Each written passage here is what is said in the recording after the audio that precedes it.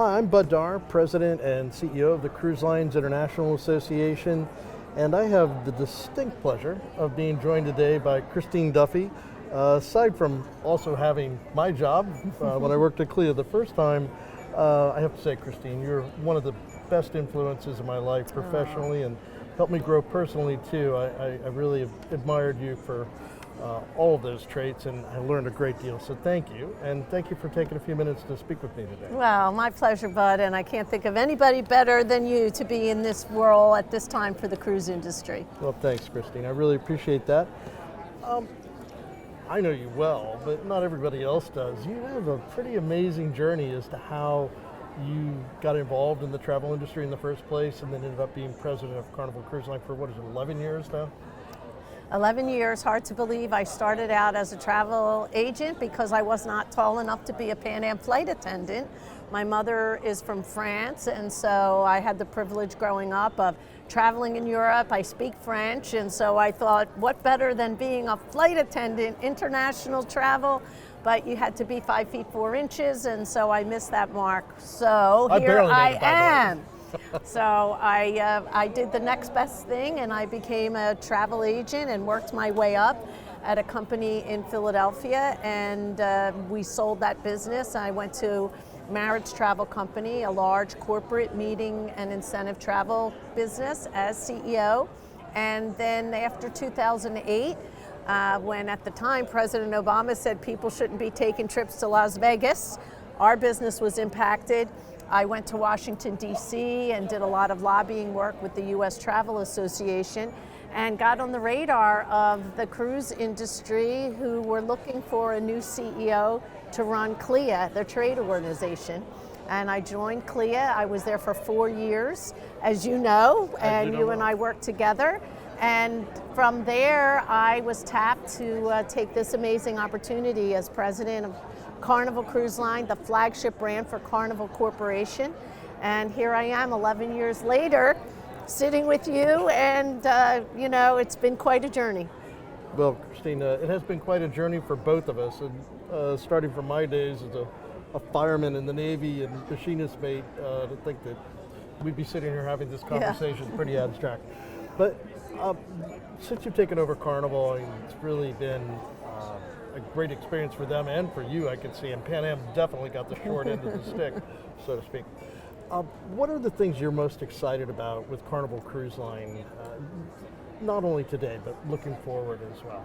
Well, clearly today, and you can see behind us the Keys to Paradise, our beautiful Celebration Key, which is an exclusive destination that we have developed in the Bahamas, Grand Bahama Island. And we opened that last July 19th. We're getting ready to pretty much welcome our 2 millionth guest already. So it's been pretty incredible. And in addition to Celebration Key, the end of this month, we're opening an expansion of our property in Honduras, Isla Tropical, better known historically as Mahogany Bay. We put in a new pool, cabanas, and then I'm really excited that Half Moon Cay, which has really been such a highly regarded destination, beautiful beaches, also in the Bahamas, is expanding with 2 new berths that we will be able to bring all ships of Carnival Cruise Line to visit, and we've renamed that Relax Away at Half Moon Cay.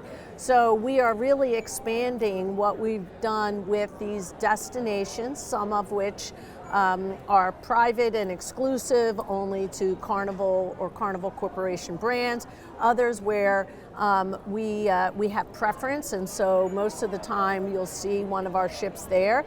But with a fleet of today 29 ships, growing to 30 ships next year with the delivery of a Carnival Festival coming to Port Canaveral, and followed by another new ship in 28, Carnival Tropical, and then 3 new ships with our Ace class coming in 29, 31, 33.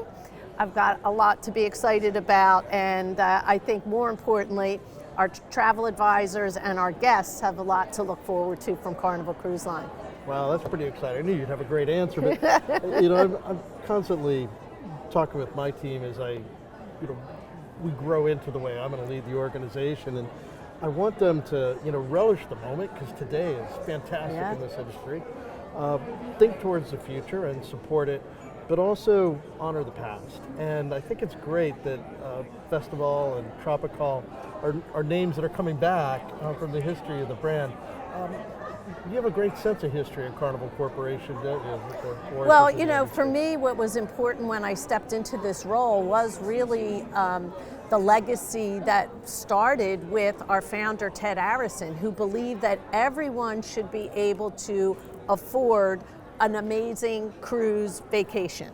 And, back in the day when cruising was really for what they would call the well-heeled, cruising wasn't something that all, mainstream Americans could take advantage of. And that's really what began with Carnival Cruise Line. And so now with 14 U.S. home ports, 50% of the U.S. population can drive to a Carnival cruise in 5 hours or less. We sail more military members than any other cruise line, and that's something I'm personally very proud of, and I know you as a also former military Navy guy. We pay tribute to our military members on every Carnival cruise.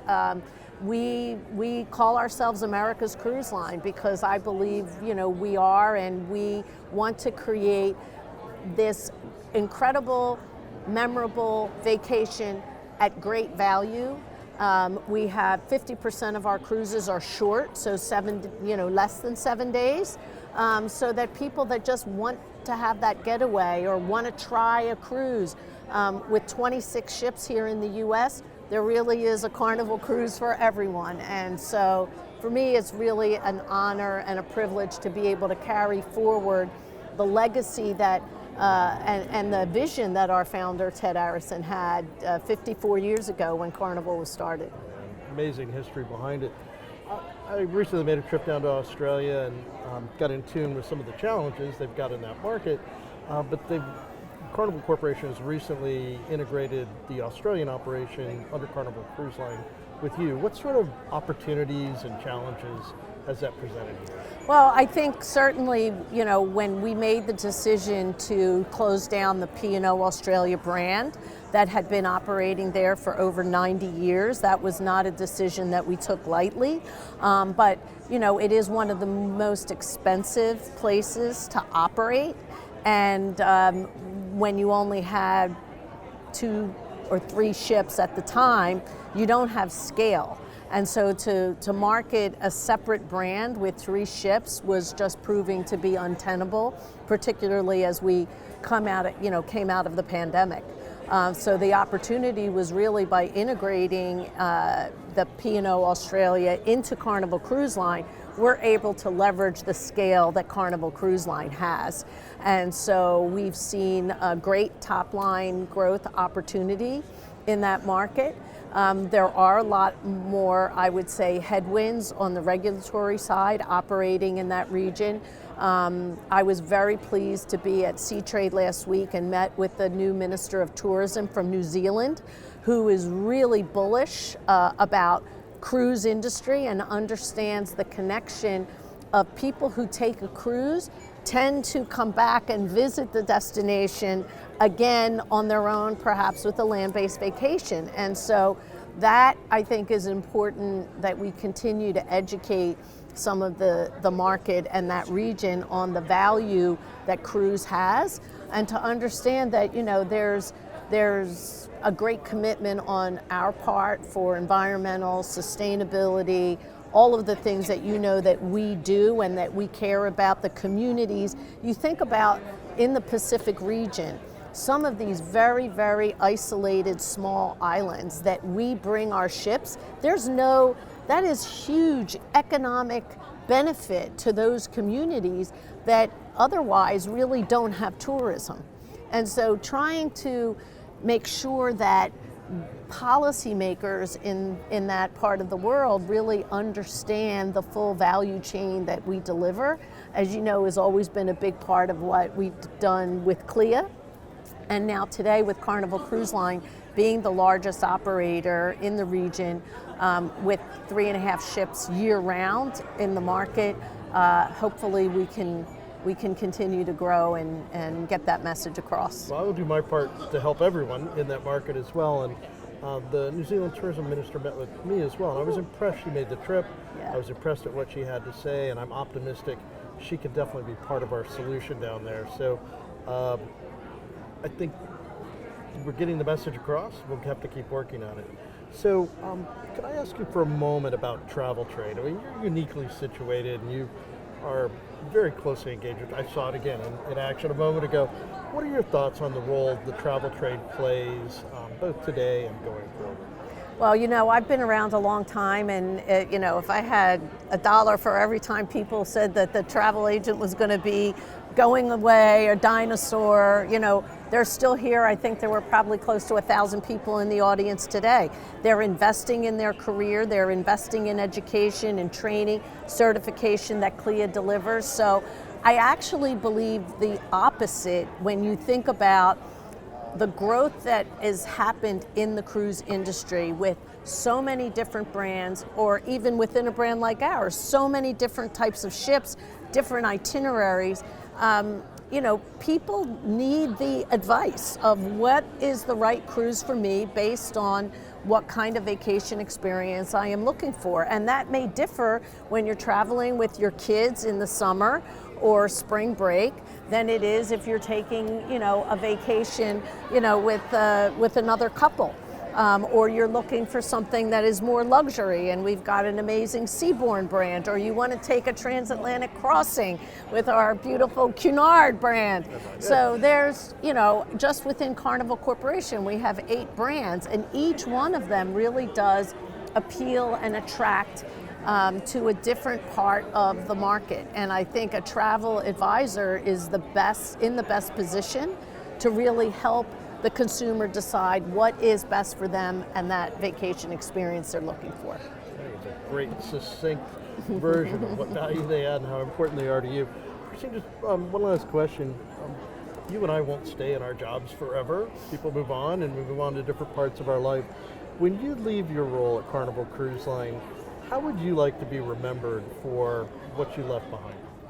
Well, I think for me, from the time I've started, I've really spent a lot of time on our ships with our crew, because I think I recognize that at the end of the day, we can build the most beautiful ships and have the greatest hardware, but what really makes cruising and a person's vacation experience so special is the interaction they have with our team.